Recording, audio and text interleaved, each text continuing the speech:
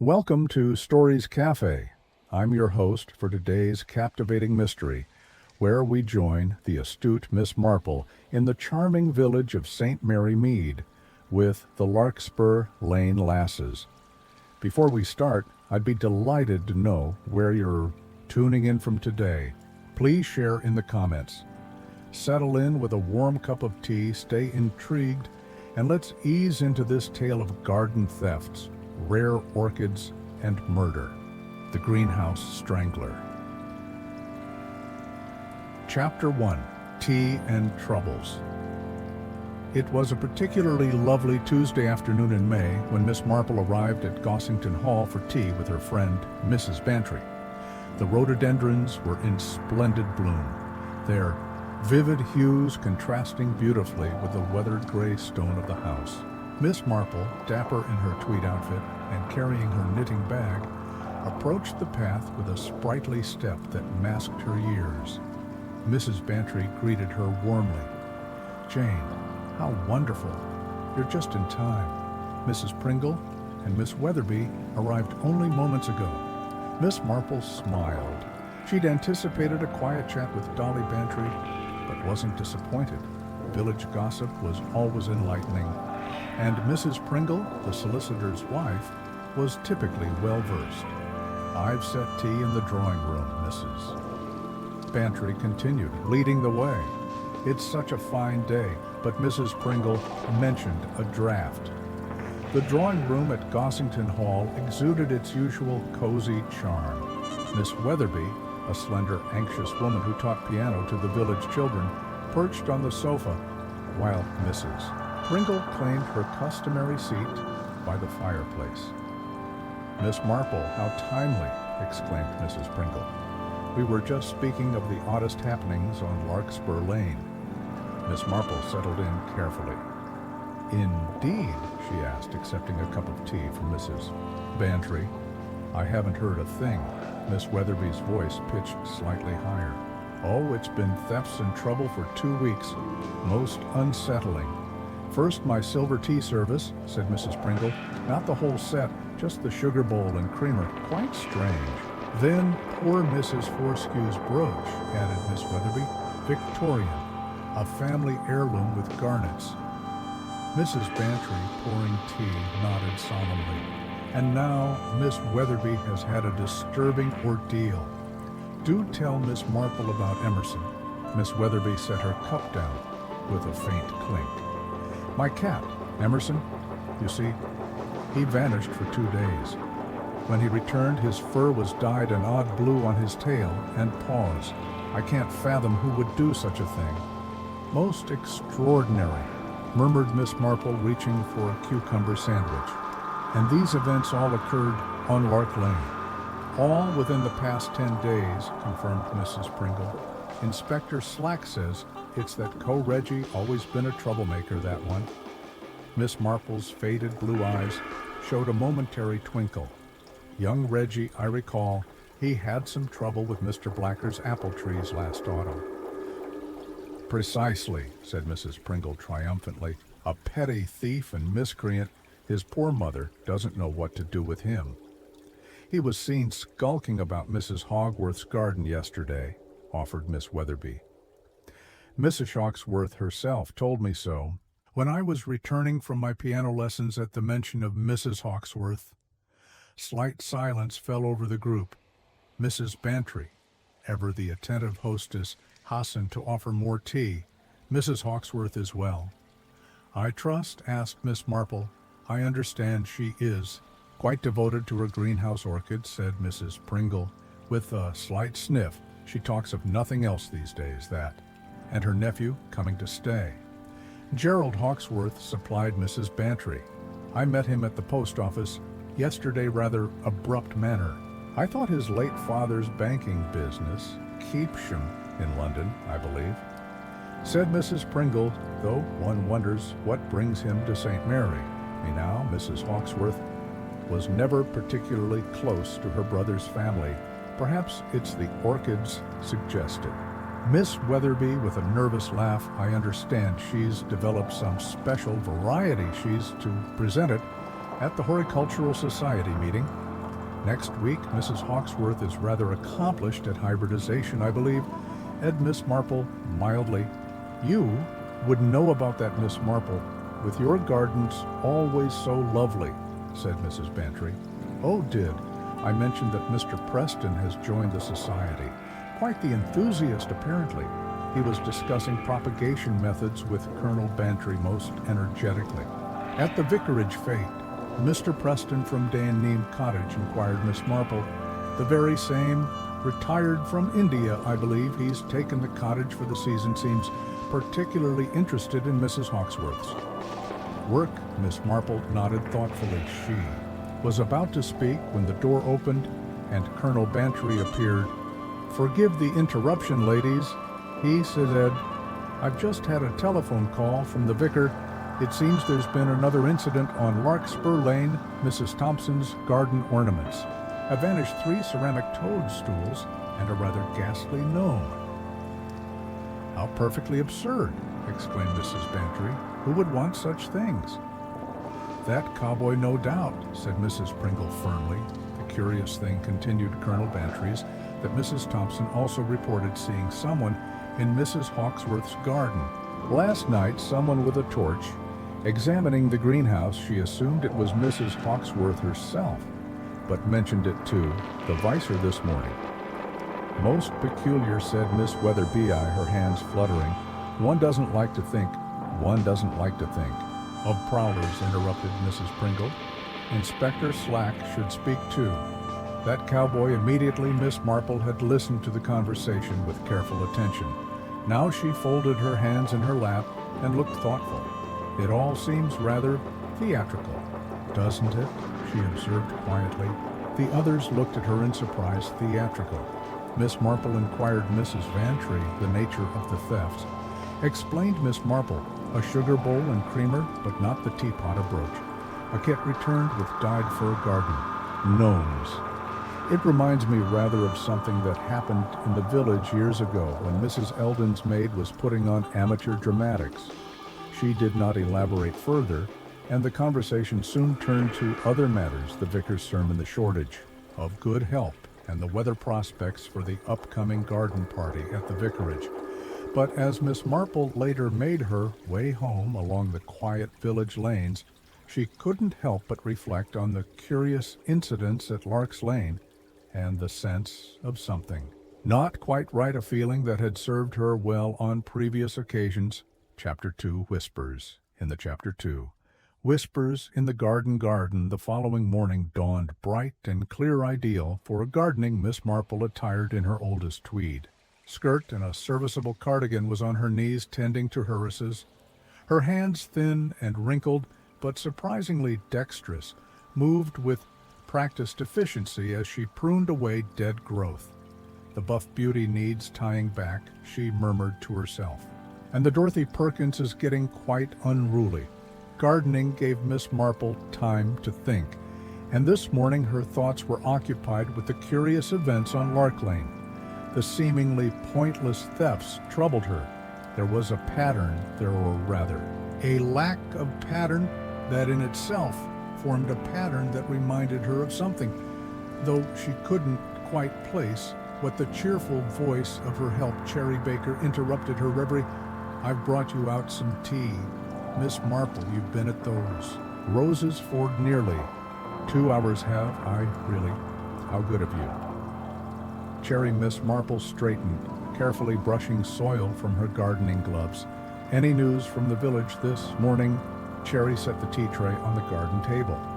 "Well, Mrs. Elsie at the post office says there's been more trouble on Larkspur Lane. Someone's taken all the garden gnomes from the Thompson place," and she lowered her voice conspiratorially as talk that young Reggie Cobb was seen near Mrs. Hawksworth's greenhouse again last night. Indeed, Miss Marple accepted the cup of tea. "And has Reggie been questioned about these incidents?"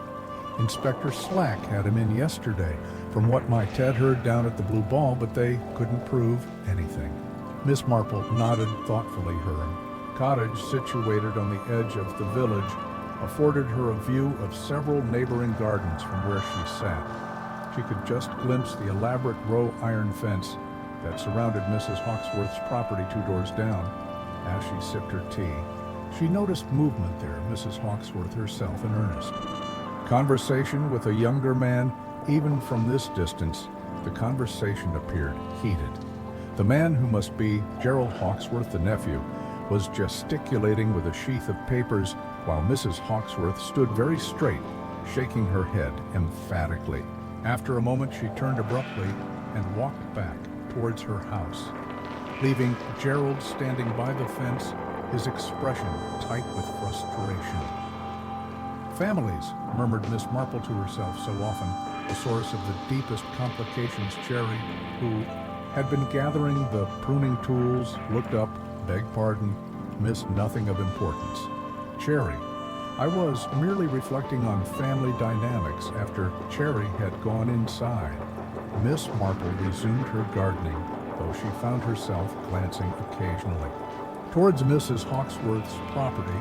She had known Arabella Hawksworth for many years, not intimately, for Mrs. Hawksworth kept largely to herself, but with the familiar acquaintance that develops in village life. A widow of considerable means, Mrs. Hawksworth had in recent years become increasingly devoted to her greenhouse, and particularly to her orchids. Miss Marple was deadheading her delphiniums when she heard the garden gate open. Looking up, she saw the familiar figure of the vicar approaching down the path. "Good morning, Miss Marple," he called cheerfully. "What a splendid display of roses."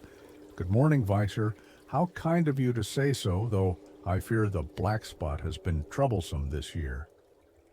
The vicar settled himself on the garden bench. "I was passing and thought I might stop by. There's been quite a bit of excitement in the parish lately." "You're referring to the thefts on Lure Lane, I presume. Precisely, most peculiar incidents.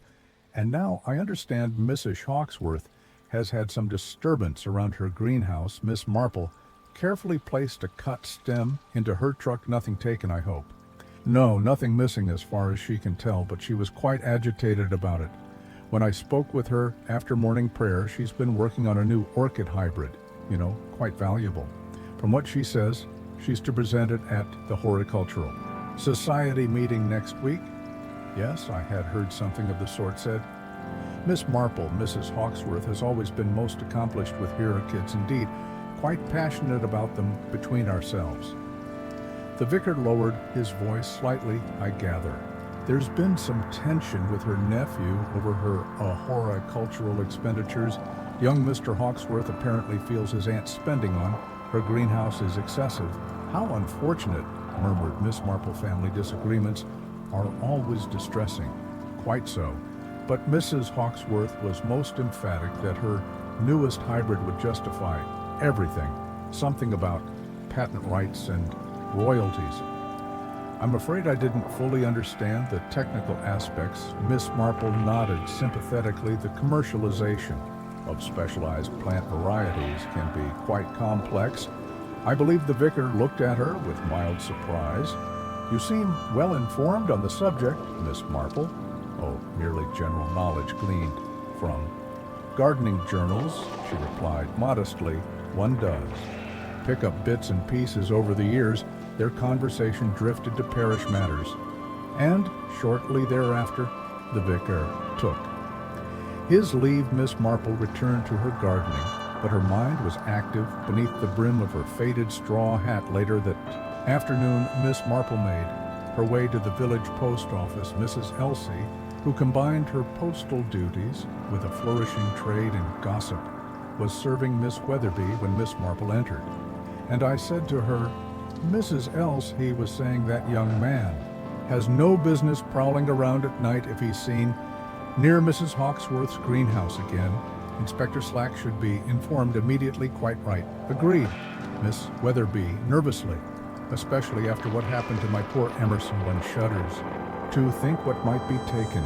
Next, Miss Marple browsed among the birthday cards as she waited her turn. By the window, she noticed 2 women speaking in low voices, Mrs. Pringle and a stout red-faced woman whom Miss Marple recognized as Mrs. Hartley from the village shop. "Spotted him there again last night," Mrs. Hartley was saying, and not an hour later Mrs. Hawksworth was having words with Mr. Preston over the garden fence. Mr. Preston responded, "Mrs. Pringle, about what I wonder, something about breeding." Right, Stedhard, he does the gardens for Mr. Preston twice weekly, very heated. It was Mrs. Hawksworth.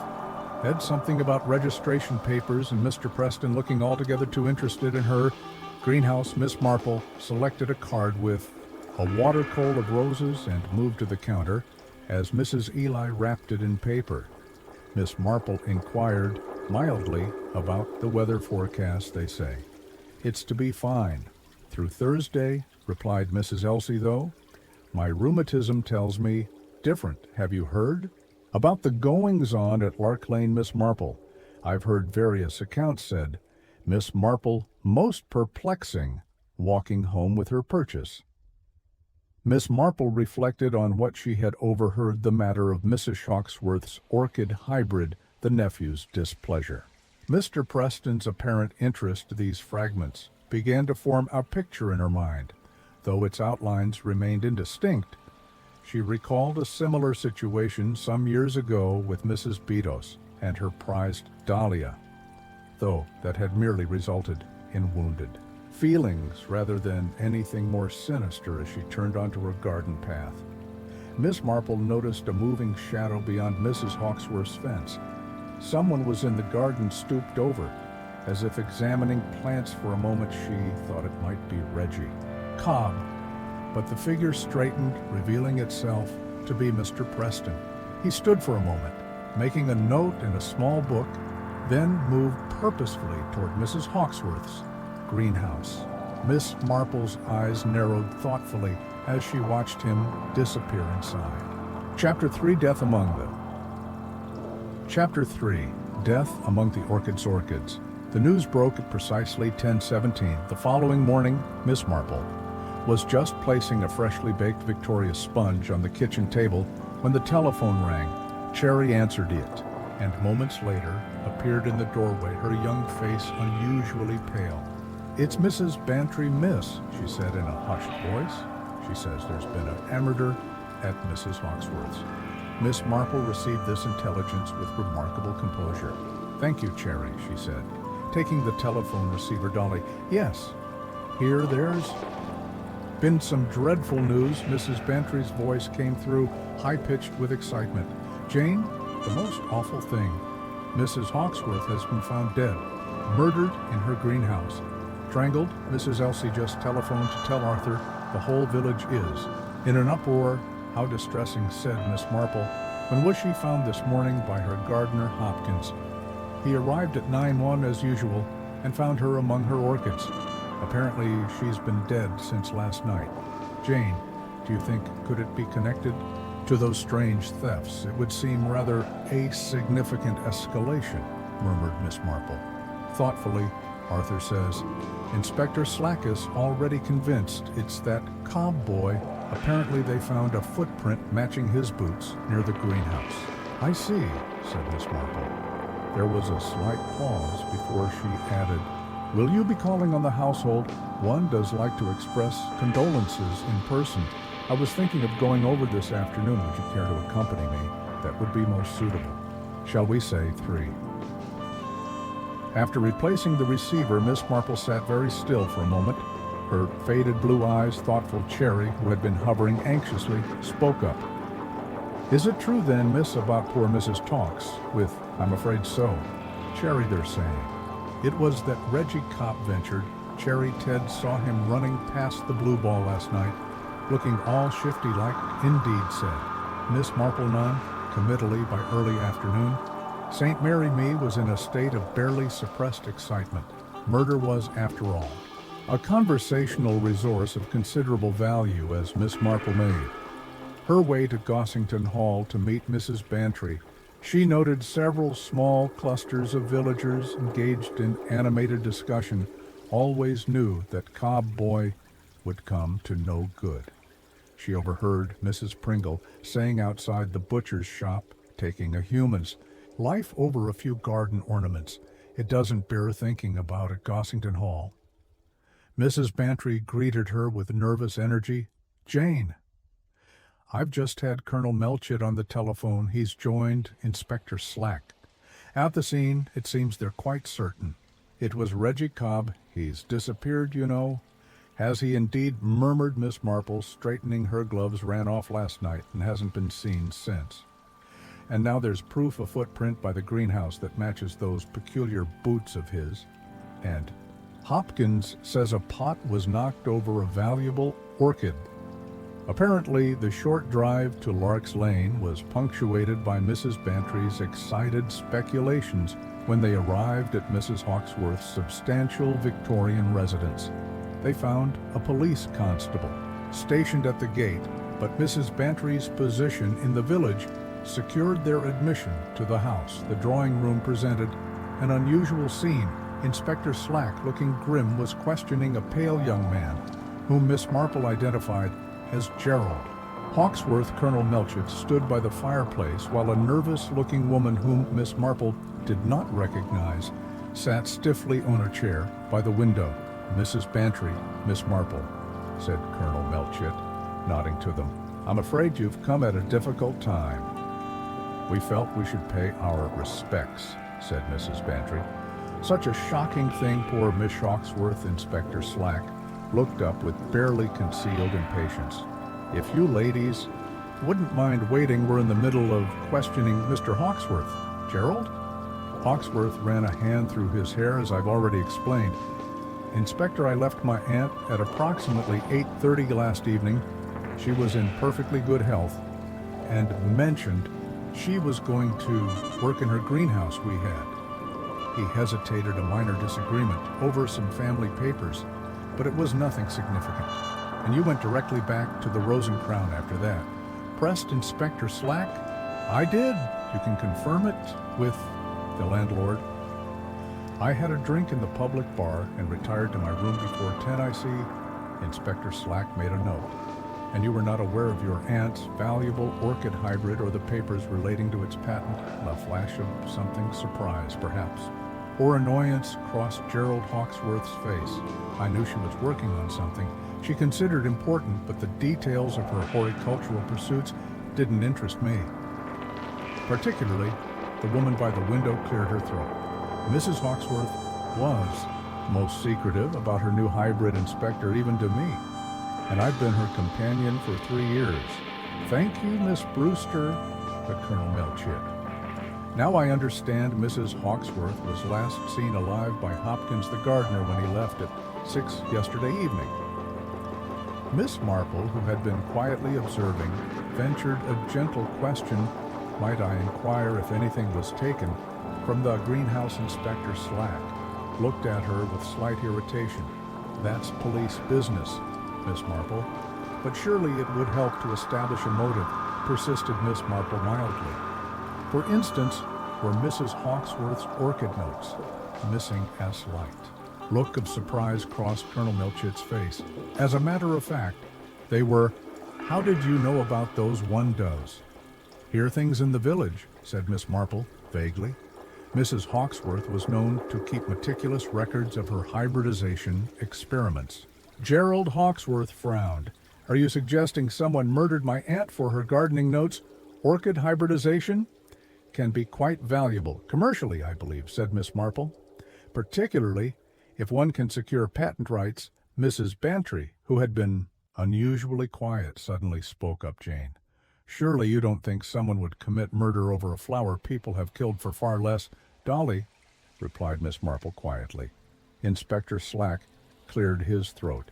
"We're working on the theory that the cob was caught stealing by Mrs. Hawksworth and panicked. His boot print was found near the scene, and he's been missing since last night." "I see," said Miss Marple. "Was there anything else unusual about the greenhouse? The arrangement of Mrs. Hawksworth's possessions, perhaps?" Colonel Melchett gave her a curious look. "Her glasses were found on a potting bench, rather oddly placed, and the garden twine. Used to." He glanced at Miss Brewster. "Well, it had been cut with unusual precision, not torn or frayed." "How interesting," murmured Miss Marple, almost as if someone familiar with gardening implements had used proper secreteurs rather than tearing the twine. "In hot," Inspector Slack's expression hardened. "We'll be the judge of that, Miss Marple, now. If you ladies don't mind, we have an investigation to conduct." As they were leaving, they encountered a harried police constable rushing up the garden path. "Inspectors," he called, "we've had word of Reggie Cobb. He's been spotted near Denerbridge, heading toward the old mill." Inspector Slack immediately barked orders for a search party. In the ensuing commotion, Miss Marple and Mrs. Bantry made their way back to the waiting car. "What do you make of it all, Jane?" asked Mrs. Bantry as they drove away. Miss Marple smoothed her gloves thoughtfully.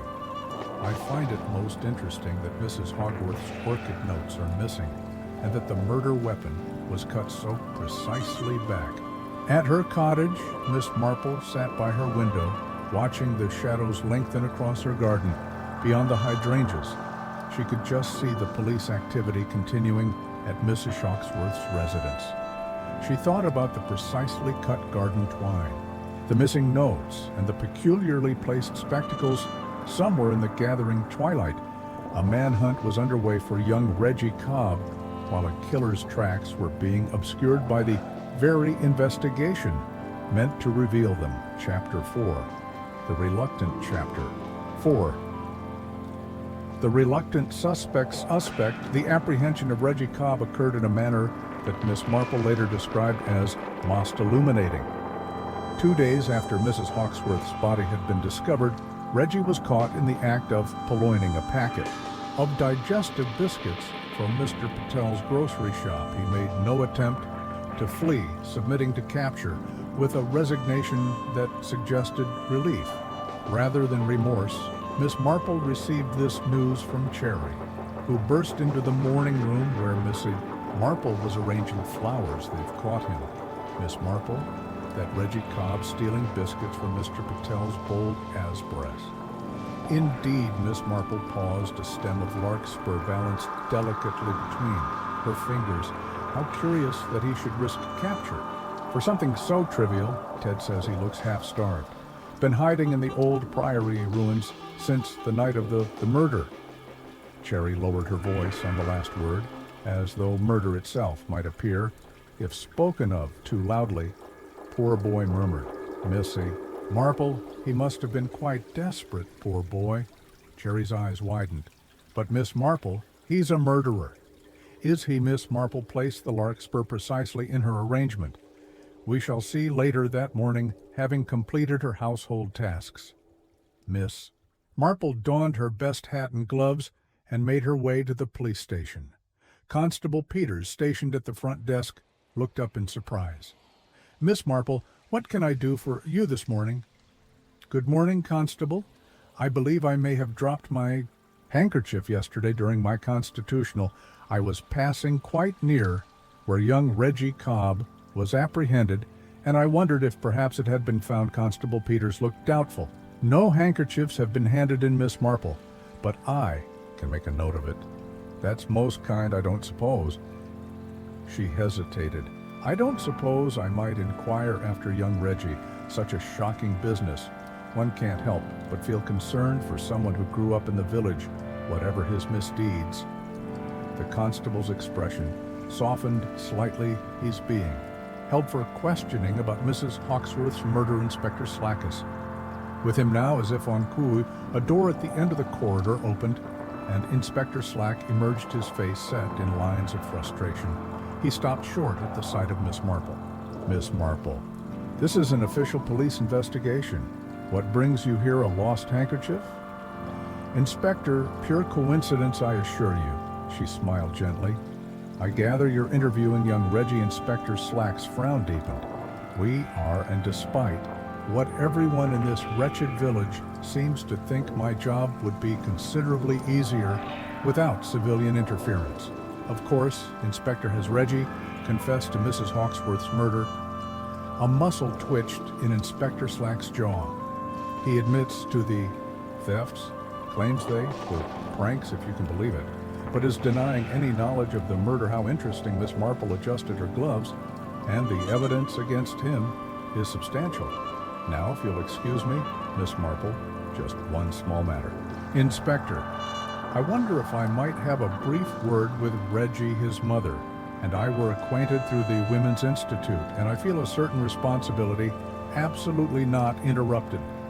Inspector Slack, this is a murder investigation, not a social call, of course. But sometimes a familiar face, and I did bring him a few biscuits. She produced a small paper bag from her handbag.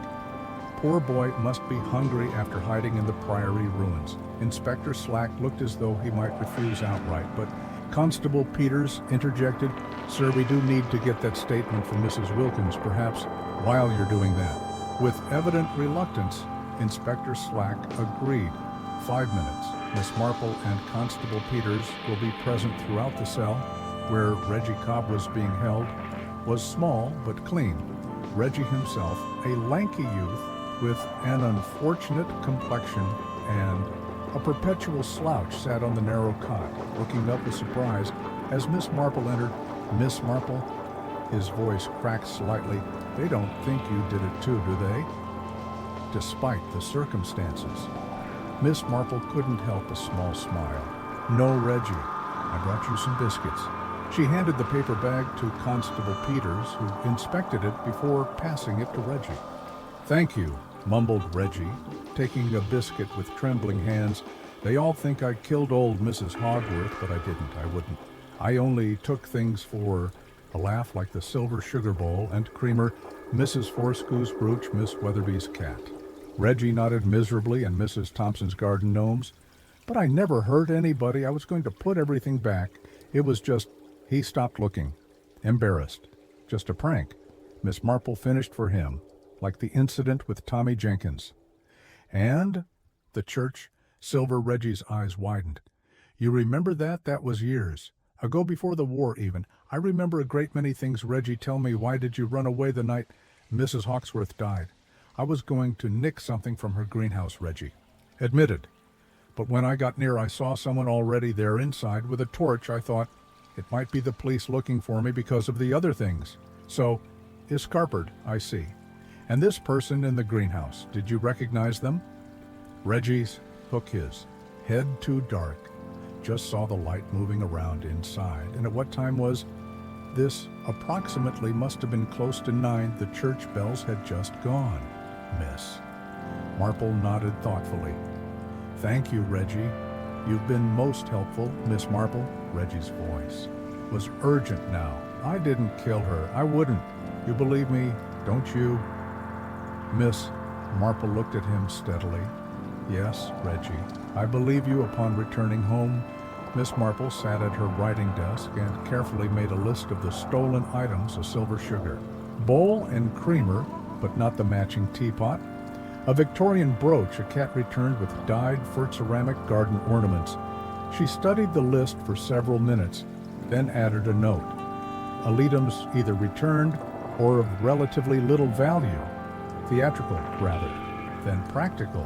She remembered the Tommy Jenkins affair from years ago, how the boy had been suspected of stealing the church silver, only for it to emerge later that the true culprit was the Verge's nephew, who had orchestrated a series of minor thefts to divert attention from his systematic embezzlement of church funds. "A distraction," murmured Miss Marple, but a distraction from what she added. Another item to her list, Mrs. Hawksworth's orchid notes missing. She recalled what the Vicer had mentioned about Mrs. Hawksworth's new hybrid being valuable, something about patent rights and royalties. And then there was Mr. Preston's unusual interest in the greenhouse and the strained relationship between Mrs. Hawksworth and her nephew over her horticultural expenditures. The telephone rang, interrupting her thoughts. It was Mrs. Bantry, full of excitement. "Jane, have you heard they've charged Reggie Cobb with the theft of Mrs. Fortescue's brooch?" But Inspector Slack isn't convinced. He murdered Mrs. Hawksworth after all. Apparently, the boot print doesn't match perfectly, and Reggie insists he saw someone in the greenhouse that night. "How very interesting," said Miss Marple. "I had rather come to the same conclusion myself."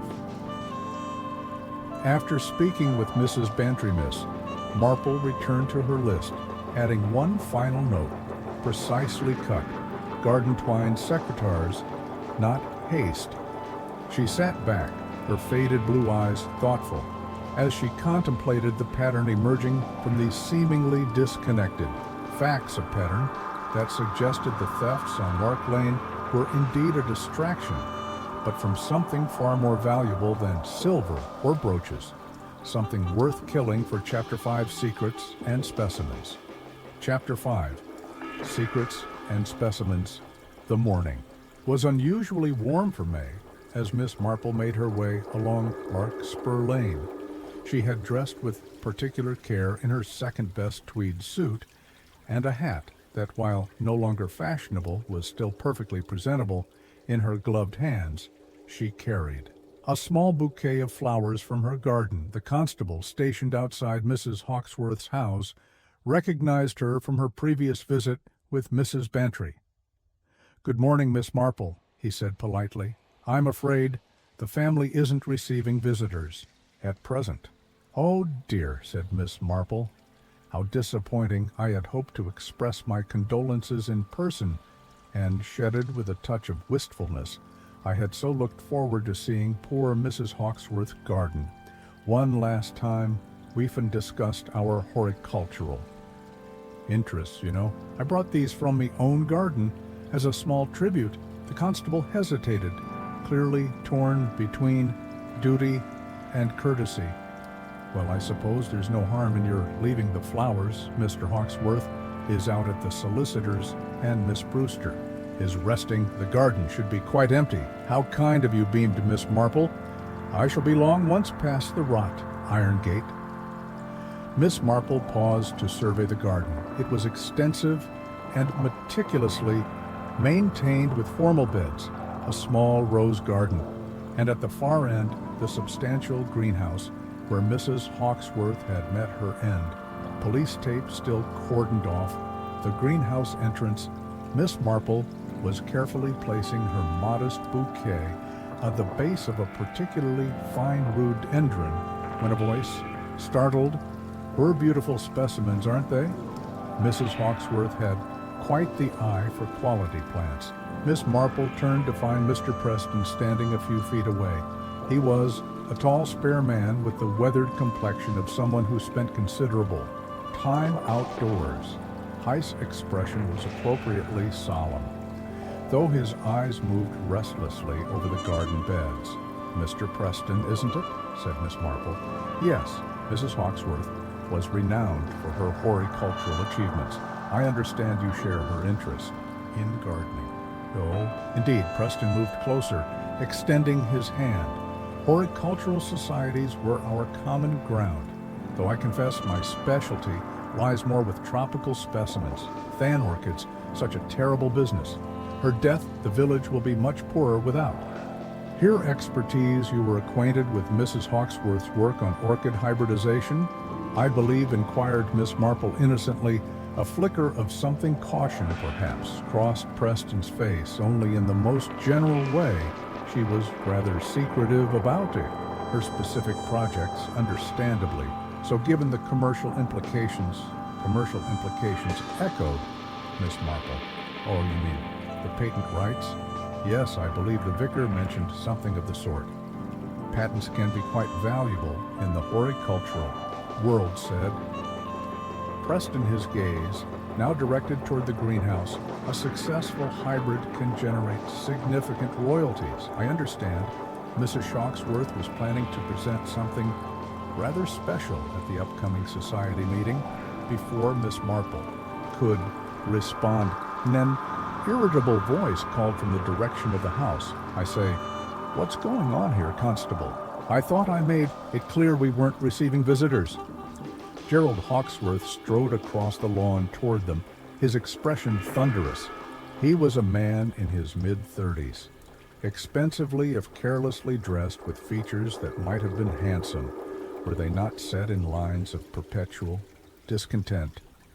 "Mr. Hawksworth," said Miss Marple, "I do apologize for the intrusion. I merely wanted to leave Some flowers in memory of your aunt, Mr. Preston, and I were just discussing her remarkable contributions to horticulture. Gerald Hawksworth gave a dismissive gesture. Yes, yes, my aunt's precious plants, that's all anyone in this wretched village can talk. About as if a few flowers were worth the expense, and he broke off abruptly, glancing at Preston. I wasn't aware you two were acquainted. We've just met, Preston explained smoothly. I came to pay my respects, as did Miss Marple. Your aunt was very well regarded in the horticultural community, so I've been told. Repeatedly, Gerald's tone was terse. Well, I appreciate the sentiment, but we're rather occupied with funeral arrangements and legal matters, if you'll excuse me. Of course, murmured Miss Marple. Such a difficult time. I don't suppose you've had any word on your aunt's missing papers, the ones relating to her new hybrid. Gerald Hawksworth stared at her with undisguised surprise. How do you know about those village? Gossip, I'm afraid, said Miss Marple apologetically. One does hear things. And the police mentioned that some papers were missing when Mrs. Bantry and I called previously. The police should learn to be more discreet, said Gerald curtly. But no, the papers haven't been found. Not that they would mean anything to me. My aunt's obsession with her plants was frankly incomprehensible. If you'll excuse me, I have matters to attend to. With a curt nod, he turned and strode back toward the house Mr. Preston raised. An eyebrow, not a gardening enthusiast. It seems no, agreed Miss Marple. I believe there was some friction regarding Mrs. Hogworth's horticultural expenditures. Preston nodded, common enough. In families, one person's passion is another's folly, he glanced. At his watch, I should be on my way. A pleasure meeting you, Miss Marple left alone. Miss Marple took the opportunity to wander a little further in the garden, ostensibly admiring the plantings, but keeping a watchful eye on the house when she was certain no one was observing. She made her way closer. To the greenhouse, the police tape prevented her from entering, but through the glass panels, she could see the interior. The central workbench where Mrs. Hawksworth had presumably been found was now clear, but the surrounding shelves were still crowded with orchids in various stages of growth. Miss Marple's gaze was drawn to a shelf near the back, where several pots stood with labels, but no plants, empty spaces in an otherwise crowded collection on her. Way out, Miss Marple paused by a small table on the veer, where several gardening journals were stacked. The topmost one, she noticed, had several pages marked with slips of paper. Glancing toward the house and seeing noon, she quickly flipped to one of the marked pages. It was an article on recent developments in orchid breeding, with a paragraph heavily underlined. The registration of new orchid hybrids with the Royal Horticultural Society ensures legal protection of naming rights, while patent applications can secure commercial propagation rights for the developer, with rare orchid hybrids commanding prices upwards of $500 per specimen. The financial implications for successful hybridizers are significant. Miss Marple carefully replaced the journal and made her way to the gate, nodding politely to the constable as she left, walking home. She considered what she had learned. Gerald Hawksworth's apparent disdain for his aunt's horticultural pursuits contrasted sharply with Mr. Preston's informed interest. The missing plants from the greenhouse, the marked journal article, the valuable nature of orchid patents. These pieces were beginning to form a pattern that suggested the thefts on Lark's Lane were indeed a deliberate distraction, orchestrated by someone who understood both the value of Hawksworth's work and the mechanics of creating a convenient scapegoat. As she turned onto the high street, Miss Marple spotted a notice for the upcoming rare plant auction at the County Horticultural Society. Among the items listed was selection of specialty orchids, breeders. Collection. The date was just 5 days away. Miss Marple paused, her thoughtful gaze fixed on the notice. The pieces of the puzzle were connecting in her mind. forming a picture that was still incomplete but increasingly clear. Someone had killed not just for a plant but for the right to claim its creation. And in the botanical world, timing was Chapter 6, Village Parallels, Everything. Chapter 6, Village Parallels.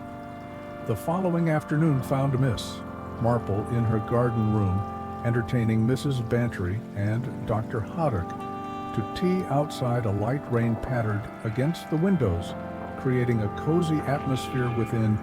Cherry had outdone herself with fresh scone, and the conversation had naturally turned to the events on Lark Lane. "I saw young Reggie Cobb this morning," remarked Dr. Haddock, helping himself to another skull. "His mother brought him in for a checkup. The boy looks quite worn down by his ordeal." "I'm not surprised," said Miss Marple, pouring more. "T, being suspected of murder, must be terribly distressing, especially for someone so young." "Well, he's not entirely innocent," Mrs. Bantry pointed out. "He did admit to all those peculiar thefts." "Yes," agreed Miss Marple thoughtfully. "The thefts, they remind me rather of something that happened in the village many years ago. You might remember, Dolly, the summer when Mr. Badass was treasurer of the Church Restoration Fund." Mrs. Bantry frowned, trying to recall Beddoes. Wasn't there some trouble with the accounts? Indeed there was. Miss Marple's needles clicked steadily as she continued to knit. Nearly 200 went missing over the course of 6 months. But what was particularly interesting was the series of small, rather theatrical incidents that occurred during the same period. Dr. Haddock looked intrigued. "What sort of incidents?" "Oh, various unusual thefts and pranks. Mrs. Elkins's cat was painted. Green Judge Ponson's garden gnomes were rearranged in, well, rather improper positions." Miss Marple coughed delicately. The hymn numbers at Sunday service were replaced with racing results. Everyone assumed it was young Tommy Jenkins, who had a reputation for mischief. And was it, asked Mrs. Bantry. Not at all. It was Edward Beddoes, the treasurer's son. He created these diversions to direct attention away from his systematic embezzlement of their restoration funds. By the time the truth came to light, he had disappeared to South America with the money. You see a parallel with the current situation?" Dr. Haddock asked shrewdly. "One does wonder," said Miss Marple. "The nature of the thefts on Lark Lane, a sugar bowl, and creamer but not the teapot, a brooch garden, ornaments, a cat with dyed fur. They seem designed to create confusion and establish a pattern of mischief rather than serious crime. But surely Mrs. Hawksworth's murder goes beyond mere diversion," objected Mrs. Bantry. "Oh, yes," agreed Miss Marple. "The murder suggests something of much greater value was at stake." She set down her knitting and fixed her friends with a serious look. "You recall that Mrs. Hawksworth had developed a new orchid hybrid, one she intended to register and patent before either could respond. There was a knock at the door, and Cherry entered to announce Inspector Slack's arrival. The inspector looked, as usual, both efficient and irritable. "Miss Marple," he began without preamble, "I understand. You've been asking questions about Mrs. Hawksworth's greenhouse." "I merely paid my respects and left some flowers from my garden," replied Miss Marple mildly. "Good afternoon, Inspector. Won't you have some tea?" Inspector Slack declined with a curt gesture. "I'm here on official business. It seems your theory about Reggie Cobb might have some merit. The boot print we found doesn't match his exactly. It's similar, but the heel pattern is different." "How interesting," murmured Miss Marple. "And have you had any luck locating Mrs. Hawksworth's missing papers, the ones relating to her orchid hybrid?" The inspector's expression sharpened. "How do you know about those when we visited after the murder?" "You mentioned that her orchid notes were missing," Miss Marple reminded him. "It seems significant, especially given what I've since learned about the value of new orchid varieties." Inspector Slack frowned. "We're pursuing several lines of inquiry, but I'd appreciate it if you'd leave the investigating to the police, Miss Marple. After extracting a promise from Miss Marple to refrain from further visits to the Hawksworth residence, Inspector Slack departed Dr. Autok, who had observed the exchange. With interest turned to Miss Marple, you seem to have formed some definite ideas about this case. Jane, care to share them? Miss Marple resumed her knitting, her needles moving in a steady rhythm. It's merely speculation at this point, but I believe Mrs. Hawksworth's murder is connected to her work on orchid hybridization. The missing papers would presumably include her notes on the new variety, and possibly the registration documents for the Royal Horticultural Society registration documents, queried Mrs. Bantry. Yes, for a new plant variety to be officially recognized and therefore patentable, it must be properly registered. The timing is significant. You think the County Horticultural Society is holding their rare plant auction this weekend, you think. Someone killed Mrs. Hawksworth to steal her orchid. Mrs. Bantry looked skeptical. Not just the plant itself, but the right to claim its development, corrected Miss Marple, with the proper documentation. A new orchid hybrid could be quite valuable, especially if it has unusual characteristics or commercial potential. Dr. Hawk nodded slowly, and I suppose with Mrs. Hawksworth gone, there would be no one to dispute such a claim. Precisely. Miss Marple set down her knitting and reached for a sheet of paper on the side table. I've been considering who might have both the botanical knowledge and the opportunity. Mr. Preston is clearly knowledgeable about plants, though he claims his specialty is tropical specimens rather than orchids. Gerald Hawksworth stood to inherit his aunt's estate, but seems to have little interest in horticulture. What about the companion, Miss Brewster, wasn't it? Suggested Mrs. Bantry. She lived in the house and would have had access to the greenhouse. Yes, and there's also Hopkins the gardener. Miss Marple paused. I wonder, Dr. H-Doc, if you might drive me to the county society tomorrow. I'd like to inquire about their registration procedures later that afternoon. After her guests had departed, Miss Marple walked to the village to attend the annual flower show at the church hall. As the rain had stopped, there was a good turnout of villagers eager to discuss the latest developments in the Hawksworth case. While admiring the floral displays, Miss Marple paused by an exhibit of ornamental plants where she observed Mr. Preston examining a collection of exotic specimens. He moved methodically from plant to plant, occasionally making notes in a small book. His attention to detail was impressive, his knowledge evident in the precise way he inspected each specimen. At one point, he looked up and caught Miss Marple watching him with a courteous nod. He approached her. Miss Marple, are you a competitor today? Oh no, she replied with a self-deprecating smile. My modest blooms couldn't possibly compete. But I do enjoy seeing the village's best efforts. You seem quite knowledgeable about plants, Mr. Prestona.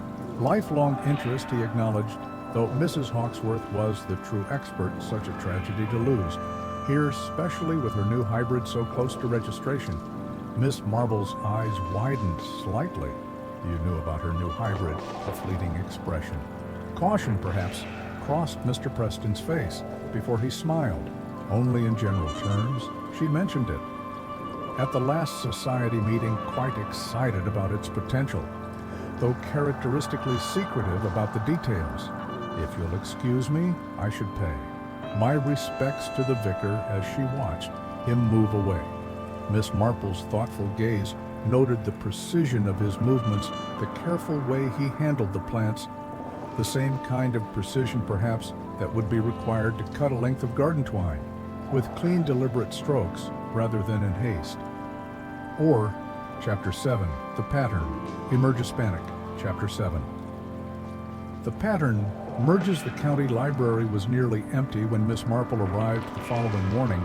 She had dressed with particular care, wearing her best tweed suit and a hat that, while unfashionable, still conveyed a certain dignity.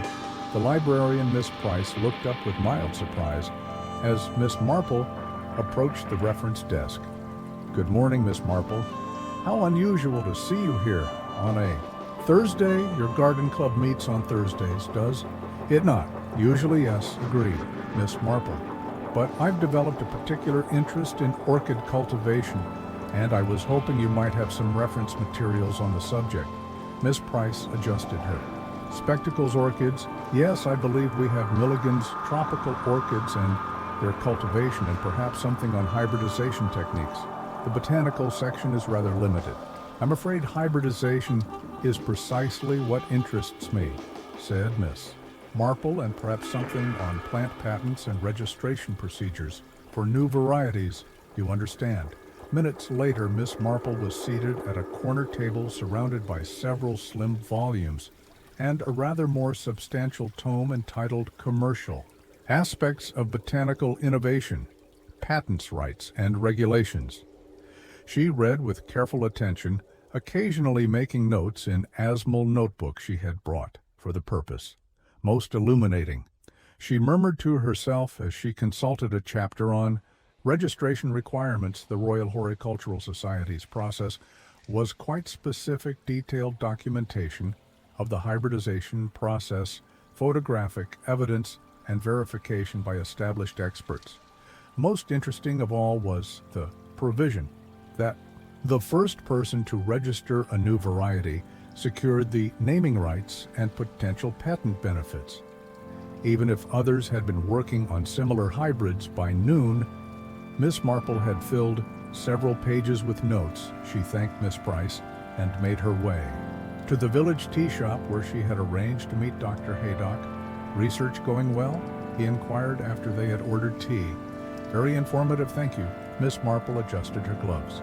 "I wonder, might you be able to drive me to the County Horticultural Society this afternoon? It's in Danebridge, I believe." Dr. Haydock raised an eyebrow, playing detective again. "Jane Inspector Slack won't be pleased." "Oh, I'm merely satisfying my curiosity about gardening matters," Miss Marple replied innocently, and perhaps learning a little about orchid registration procedures. Dr. Haddock's car was old but well maintained, and the drive to D Bridge passed pleasantly. The County Horticultural Society occupied a handsome Georgian building with extensive gardens at the rear. A sign at the entrance announced the upcoming rare plant auction, now just 3 days away. The receptionist, a brisk woman in her 40s, looked up as they entered. "May I help you?" "I do hope so," said Miss Marple, with her most benign smile. "I'm interested in the procedure for registering a new plant variety. My late friend Mrs. Hawksworth often spoke of the process, but I'm afraid I never properly understood it." At the mention of Mrs. Hawksworth, the receptionist's expression softened. "Oh yes, poor Mrs. Hawksworth. Such a tragedy. She was one of our most respected members." "Was she planning to register new variety soon?" inquired Miss Marple. "She had mentioned a new orchid hybrid at our last monthly meeting. Quite excited about it. Though characteristically secretive about the details, she was due to present it next week." The receptionist hesitated. "I suppose I shouldn't be gossiping about members, but there was quite a stir when she hinted that her new hybrid might revolutionize commercial orchid breeding." "Indeed. How fascinating." Miss Marple leaned forward slightly. "And would her documentation have been submitted already?" "Oh no, that would happen at the official presentation. The registration committee reviews the documentation, examines the specimen, and if everything is in order, initiates the application to the Royal Horticultural Society." The receptionist lowered her voice. "Between ourselves, there was some competition in that area. Mr. Preston, another of our members, has also been working on orchid hybrids. There was a bit of tension at the last meeting when Mrs. Hawksworth mentioned her breakthrough after gathering a few more details about the registration process." Miss Marple thanked the receptionist and rejoined Dr. Haydock, who had been examining displays of prize-winning plants in the lobby. "Learn anything useful?" he asked as they walked back to the car. "I believe so," replied Miss Marple thoughtfully, most enlightening upon their return to St. Mary. Miss Marple found that Mrs. Bantry had left a message asking her to call urgently when she telephoned. Mrs. Bantry was bubbling with news. Jane, the most extraordinary development. Ellen, Mrs. Hawksworth's housekeeper, came to see me this afternoon. She found a garden plan tucked inside one of Mrs. Hawksworth's horticultural journals and thought it might be important. Inspector Slack had already finished with the house, so she brought it to me, a garden plan. Miss Marple's interest quickened. Of the greenhouse, perhaps exactly, it shows the precise location of each orchid with notations and codes that Ellen couldn't decipher. I told her you might be able to make sense of it. She's left it with me. If you'd like to see it, I would indeed, might. I come over tomorrow morning. Better yet, I'll bring it to you. I'm planning to call on the vicar's wife at 11, so I could stop by on my way after replacing the receiver. Miss Marple sat for a moment in thought. Then she went to her desk and began to write several notes. One was to Inspector Slack requesting his presence at her cottage the following afternoon on a matter pertaining to Mrs. Hawksworth's murder. Another was to Dr. Hawk asking him to attend as well. The third was addressed to Mr. Preston, inviting him to tea to discuss matters of mutual horticultural interest. Cherry, she called when she had sealed the envelopes. Would you be kind enough to deliver these notes when you go out that evening as twilight softened the garden? Miss Marple received word that valuable orchid specimens had been removed from Mrs. Hawksworth's greenhouse. The news came via Cherry, who had heard it from her young man who worked at the police station. They're saying some of Mrs. Hawksworth's rarest orchids have vanished, reported Cherry, taken right from under the police's noses, even with the greenhouse being off limits. Inspector Slack is in a terrible state. How very interesting, murmured Miss Marple, her knitting needles moving steadily. And when was this discovery made? Just this afternoon, miss. When they were doing a final inventory of the greenhouse before releasing the scene after Cherry had gone. Miss Marple went to her telephone and made a call to London. The conversation was brief, but appeared to satisfy her, for when she hung up, there was a small triumphant smile on her face. Yes, she said to herself, it all fits together quite neatly. Now, she returned to her armchair and her knitting, but her mind was busy arranging the facts like pieces in a complex puzzle. The peculiar thefts designed to establish Reggie Cobb as the village miscreant, the precise cutting of the garden twine, Mrs. Hawksworth's missing orchid notes, the tension between her and Mr. Preston over hybridization, and now the disappearance of rare specimens from the greenhouse. The pattern was clear to her now, and with it, the identity of the killer. Chapter 8. Truth in. Chapter 8. Truth in Bloom Bloom. Miss Marple's cottage presented a picture of gentle hospitality as afternoon sunlight filtered through the curtains of her drawing room. Cherry had outdone herself with an impressive array of sandwiches, scone, and cakes. Arranged on the best china, Miss Marple herself, neat in her second-best gray dress, with a cameo brooch at her throat, was the image of an elderly spinster preparing to entertain guests. Everything looks lovely, Cherry, she said, adjusting a vase of freshly cut roses. Do show everyone in as they arrive. The first to appear was Dolly Bantry, carrying a folded paper that Miss Marple recognized as Mrs. Hawksworth's garden plan. Jane, I do hope you know what you're doing, Mrs. Bantry said in a hushed voice. Inspector Slack sounded most put out on the telephone when I spoke to him. I'm sure he was, replied Miss Marple serenely, but think he'll find this afternoon quite illuminating. Dr. Haddock arrived next, followed by the vicar, who seemed rather bewildered by his inclusion. Gerald Hawksworth appeared precisely at the appointed time, his expression suggesting he had better things to do. Inspector Slack arrived looking irritable, accompanied by a uniformed constable, who stationed himself discreetly by the door. I trust this isn't a waste of police time. Miss Marple, Inspector Slack, began, declining the offer of tea. "We're rather occupied with a murder investigation."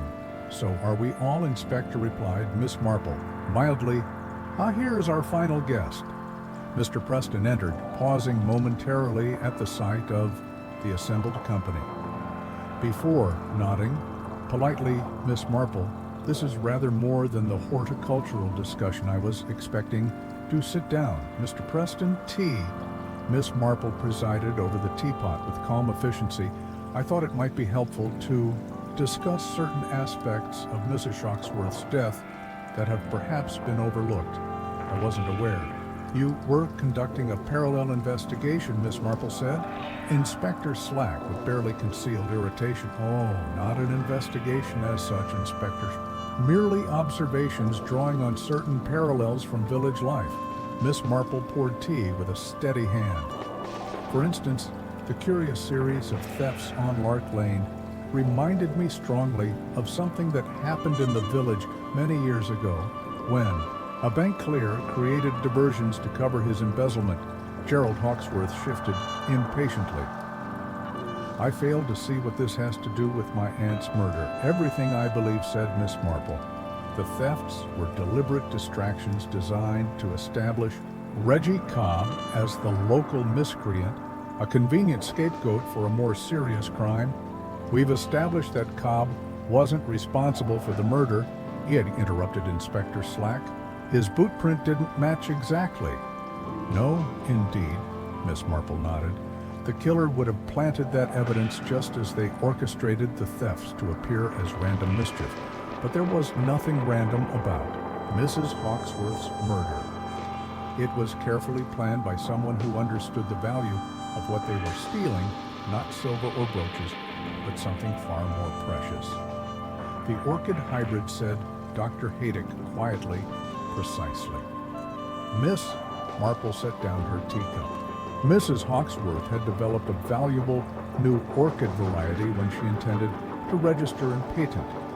The commercial implications were significant, as I learned during my research at the County Horticultural Society. "You've been interfering in police." Business Inspector Slack began, but Miss Marple continued undeterred. "The killer needed both the documentation proving Mrs. Hawksworth's development of the hybrid and the plants themselves with Mrs. Hawksworth gone, and the paperwork in their possession. They could register the hybrid as their own creation at the upcoming society meeting." She turned to Mrs. Bentry Dolly. "Might I see that garden plan?" Taking the paper, she studied it for a moment before passing it to Inspector Slack. "You'll notice the coded entries for certain plants and positions 7 through 10 on the third shelf. Those correspond to the missing orchids, reported yesterday." Gerald Hogworth leaned forward. "Are you suggesting someone murdered my aunt for a plant for the rights to a potentially valuable commercial hybrid?" Corrected Miss Marple. "The registration and patent could be worth thousands of pounds over time." Mr. Preston cleared his throat. "A fascinating theory, Miss Marple, but purely speculative, surely?" "Not entirely," said Miss Marple. "You see, he made a telephone call yesterday to the Royal Horticultural Society in London. They confirmed that Mrs. Hawksworth had submitted preliminary documentation for a new orchid hybrid last month. A precautionary measure, they said thought. The formal registration was to occur after her presentation next week." Subtle change came over Mr. Preston's face. A tightening around the eyes. A slight tension in his posture. "Furthermore," continued Miss Marple, "I believe Mrs. Hawksworth discovered that someone had been examining her greenhouse without permission. Perhaps she caught them making notes about her hybrid notes they intended to use to claim the discovery as their own. This led to a confrontation and ultimately to murder. And who is this phantom orchid thief?" demanded Gerald Hawksworth skeptically. Miss Marple turned to Inspector Slack. "The evidence is quite clear. I think the garden twine used to strangle. Mrs. Hawksworth was cut with precise, deliberate strokes, the work of someone familiar with gardening tools, not a panicked youth like Reggie Cobb." Mrs. Hawksworth's glasses were found placed on a potting bench, suggesting she had been working when interrupted, and most tellingly, certain rare orchid specimens have now vanished from the greenhouse specimens that match the coded entries in her garden plans. She looked directly at Mr. Preston. It reminds me rather of Miss Hartnell's seamstress, who once attempted to claim another dressmaker's design as her own when confronted. She too resorted to desperate measures. "This is absurd," said Mr. Preston, though his voice lacked conviction. "I hardly knew Mrs. Hawksworth." "On the contrary," replied Miss Marple, "you were both members of the same horticultural society. You both specialized in rare plant varieties, and according to the society's receptionist, there was tension between you at the last meeting when Mrs. Hawksworth mentioned her breakthrough." "Circumstantial," muttered Preston, but his face had grown pale. "Perhaps," agreed Miss Marple, "but I believe a search of Mr. Preston's cottage would reveal both the missing orchid specimens and Mrs. Hawksworth's hybridization notes, and possibly even a pair of boots matching the print found by the greenhouse boots purchased, I suspect, to match Reggie Cobb's distinctive footwear." A tense silence fell over the room. Then, with startling suddenness, Mr. Preston rose to his feet, only to find his way blocked by the constable at the door. "You have no proof," he said, his composure finally cracking. "None whatsoever. The orchids will be proof." "Enough said." Inspector Slack, who had been listening with growing interest, "and I'd venture we'll find traces of soil from Mrs. Hawksworth's greenhouse on your shoes or clothing. Murder leaves its traces." Mr. Preston, later that evening, after Inspector Slack had taken Mr. Preston away and the other guests had departed, Miss Marple sat quietly in her garden.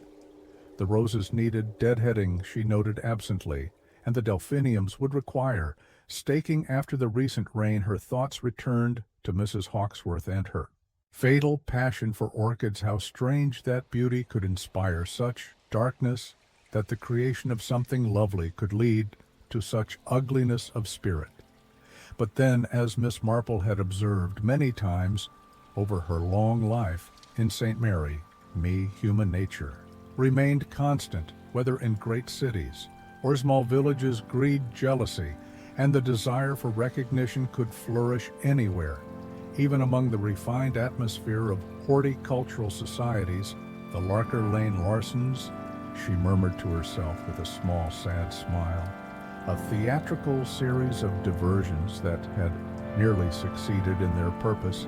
Had Mr. Preston not been so precise in his methods, had he torn the garden twine rather than cutting it cleanly, he might, well, have escaped detection as twilight deepened over her beloved garden.